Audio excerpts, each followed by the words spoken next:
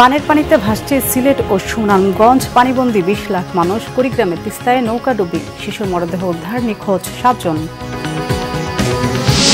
দুদিনের সফরে কাল ভারত যাচ্ছেন প্রধানমন্ত্রী। দ্বিপক্ষীয় বৈঠক হবে মোদির সাথে। সই হতে পারে কয়েকটি চুক্তি ও সমঝোতা স্মারক।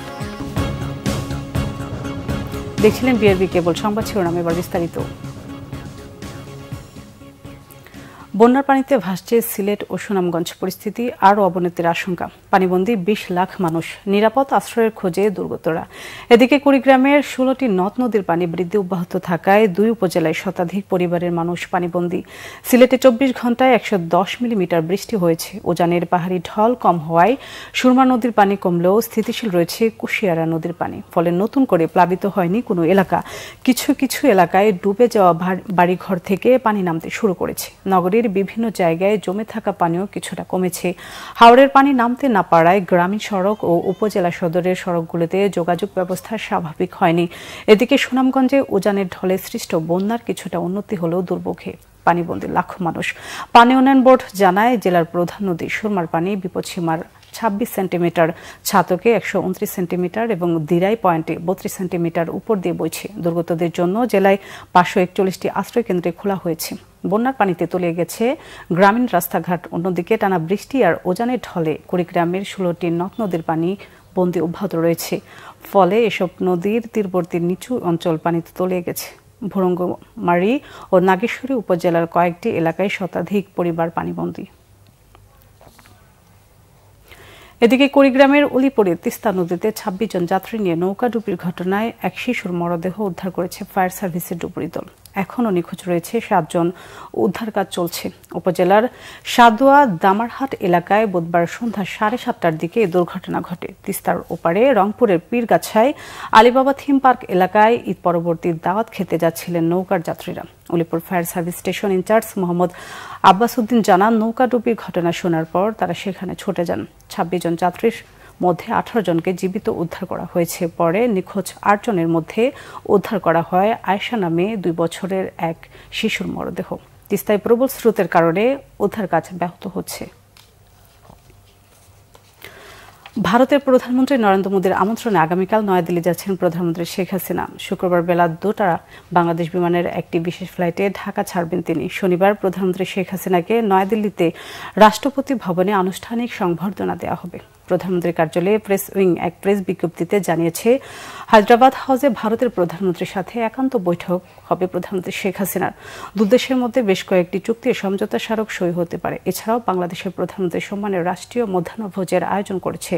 সফরের প্রথম দিন প্রধানমন্ত্রী শেখ হাসিনার সাথে সৌজন্য সাক্ষাৎ করবেন ভারতের পররাষ্ট্রমন্ত্রী ডক্টর এস জয়শঙ্কর। ভারতের রাষ্ট্রপতি মিছ দ্রৌপদী মুর্মুর সাথে প্রধানমন্ত্রী শেখ হাসিনার একান্ত সাক্ষাৎ অনুষ্ঠিত হবে। সফরকালে প্রধানমন্ত্রী শেখ হাসিনা রাজঘাটে মহাত্মা গান্ধীর সমাধিসৌধে পুষ্পস্তবক অর্পণ করবেন। বিএনপি মহাসচিব মির্জা ফখরুল ইসলাম আলমগীর বলেছেন, রোহিঙ্গা সংকটের সবচেয়ে বড় ভুক্তভোগী বাংলাদেশ। অথচ রোহিঙ্গাদের প্রত্যাবাসনে আওয়ামী লীগ সরকারের কোনো কার্যকর উদ্যোগ নেই। বিশ্ব শরণার্থী দিবস উপলক্ষে এক বাণীতে তিনি এসব কথা বলেন। বিএনপি মহাসচিব বলেন, বিশ্বজুড়ে সহিংসতা এবং নিপীড়নের কারণে জোরপূর্বক বাস্তুচ্যুত প্রায় ১২ কোটি মানুষ মানবেতর জীবনযাপন করছে। বিশ্বব্যাপী জোরপূর্বক বাস্তুচ্যুতি অতীতের সব রেকর্ড ভেঙেছে। শরণার্থীদের সংখ্যা ক্রমবর্ধমান হারে বৃদ্ধি খুবই আতঙ্কজনক। রোহিঙ্গাদের নাগরিক মর্যাদা দিয়ে নিজ দেশে প্রত্যাবাসনের জন্য মিয়ানমারকে বাধ্য করতে আন্তর্জাতিক সম্প্রদায়ের প্রতি আহ্বান জানান মির্জা ফখরুল। ঈদের ছুটি শেষ হবার সাথে জীবিকার তাগিদে রাজধানী ফিরতে হচ্ছে কর্মজীবীদের। তাই সড়ক, রেল, নৌপথে সবখানেই রাজধানী ফেরা মানুষের চাপও ধীরে ধীরে বাড়ছে। যাত্রীরা বলছেন, অফিস খুলে যাওয়ায় মন না চাইলেও বাধ্য হয়ে ফিরতে হচ্ছে ঢাকায়। শুক্র শনিবার যাত্রীর চাপ থাকবে সর্বোচ্চ। এদিকে ঈদের পর রাজধানী ছেড়ে যাবার সংখ্যাও কম নয়। গোলাম মাইনুল আহসানের রিপোর্ট। ভোরে আলো ফুটার আগ থেকেই সদরঘাটে ভিড়ছে একের পর এক লঞ্চ। এসব মানুষ একই সাথে ঈদের স্বজনদের সাথে কাটানো সুখদ স্মৃতি ও ছেড়ে আসার কষ্ট নিয়ে ফিরছেন ঢাকায়। কারণ অফিস খুলেছে, না ফেরার উপায় নেই। মা বাবার সাথে ঈদ কাটাতে পারছি, সবার সাথে ঈদ কাটাতে পারছি। এখন ছুটি শেষ, আবার ঢাকায় চলে আসলাম। বাপ মাসে আসতে তো অবশ্যই কষ্ট হয়, কিন্তু চাকরির ক্ষেত্রে তো আসতে হবে, কিছু করার নাই। ছুটি শেষ, কোম্পানি চাকরি করি, টাইম টু টাইম হাজির থাকতে হইব। কর্মক্ষেত্রের জন্য, জীবন তাগিদের জন্য আপনজন ছেড়ে আসতে হবে, এটাই স্বাভাবিক। বাবার জন্য খারাপ লাগে। এদিকে রেলপথেও ঢাকা ফেরা যাত্রীদের সংখ্যা কিছুটা বাড়ছে। সকালের দিকে রাজধানী কমলাপুর রেল স্টেশনে আসে বেশ কয়েকটি ট্রেন। যতটা ভিড় ভাবছিলাম যে অনেক বেশি ভিড় হবে, অতটা ভিড় হয়নি এখনো। মনে হয় অত বেশি মানুষ এখন আসা শুরু করেনি, হয়তো সামনে শুরু করবে আরো। আলহামদুলিল্লাহ ভালোভাবে আসতে পেরেছি। আলহামদুলিল্লাহ ভালো হয়েছে এবং জার্নিটাও ভালো হয়েছে, তেমন ভিড় ছিল না আপাতত এখন। ইনশাআল্লাহ খুব ভালোই কাটলাম, এটি দিয়ে বাবা আমাদের সঙ্গে নিয়ে খুব সুন্দরভাবে কাটলাম। বুধবার সরকারি অফিস খুললেও এখনো সব বেসরকারি অফিস চালু হয়নি। তবে আগামী সপ্তাহে পুরোদমে সব অফিসই চালু হবে। এতে রাজধানী ফিরবে চিরচেনা রূপে। গোলাম মইনুল হাসান, বাংলা ভিশন, ঢাকা। এই ছিল এখনকার মতো। পরের সংবাদ দুপুর 2টায়, তার আগে একটা রয়েছে নিউজ টপ 10 দেখার আমন্ত্রণ রইল। এছাড়া বাংলা ভিশন সংবাদ ও সংবাদ সংশ্লিষ্ট অনুষ্ঠান দেখতে ভিজিট করুন www.bbnews24.com, facebook.com/banglavisionnews এবং সাবস্ক্রাইব করুন youtube.com/banglavisionnews। এতক্ষণ সাথে থাকার জন্য ধন্যবাদ।